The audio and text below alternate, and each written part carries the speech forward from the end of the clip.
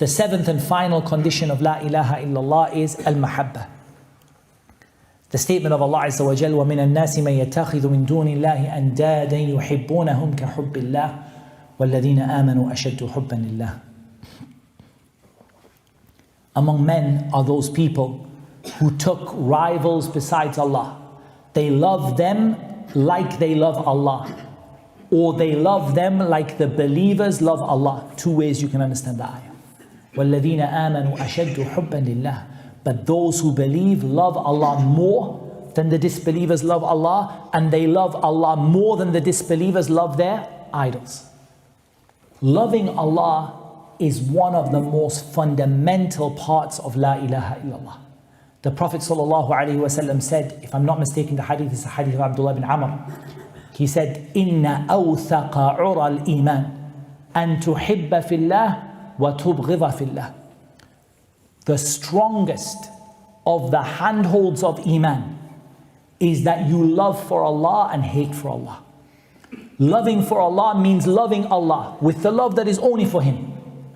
And it means loving all those who Allah loves. So loving the Messenger sallallahu alayhi wasallam, and loving the Sahaba radiallahu anhum, loving those that Allah loves, and loving the deeds and the actions which are beloved to Allah.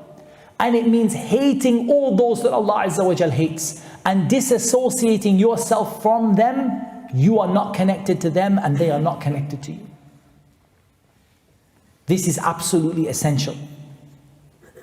And it's essential that we bring both parts of it, loving for Allah and hating for Allah. That means the scale that by which we judge what we love is what Allah loves.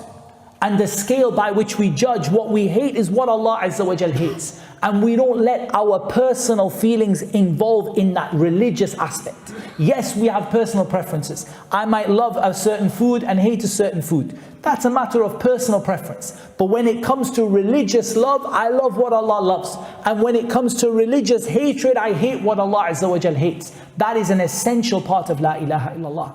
And my dear brothers, as we draw this talk to a close for the next couple of minutes, inshallah, it is really important to understand that the people today, the enemies of Islam today, are waging war against you in this aspect. And wallahi, it's a war that is not even hidden. It is in front of your eyes wherever you go. That they want you to love those things and those people that Allah Azza wa Jal hates. And they want you to hate those people that Allah Azza wa Jal, and those things that Allah Azza wa Jal loves. So it's extremely important that we hold on to this concept of al-wala wal-bara. Loving what Allah Azza wa Jal loves and hating what Allah Azza wa Jal hates. This is something that Allah Azza wa Jal told us in the Quran with regard to, for example, Ibrahim, with what he said to his people. This is essential, wallahi, that we understand this. Allah Azza wa Jal told us with regard to Ibrahim what he said to his people. They said to him, Inna bura'a'u minkum. We have nothing to do. We have nothing to do with you. They said, we have nothing to do with you. Enmity and hatred has appeared between us and you until you worship Allah alone. This statement, or until you believe in Allah alone. This statement is absolutely essential that we understand it.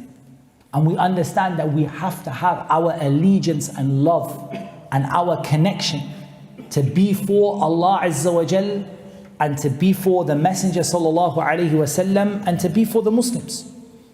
And that we have to cut off and disassociate ourselves from the things which oppose that.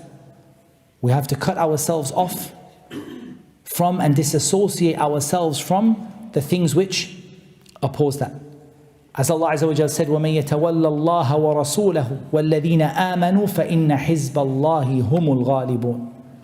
Allah Azza wa Jalla, He said, whoever shows allegiance to Allah and His Messenger and the believers, it is the party of Allah who will be victorious.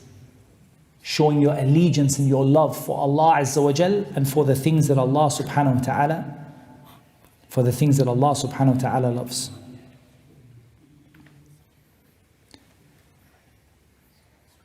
I want to just briefly touch upon the conditions of Muhammad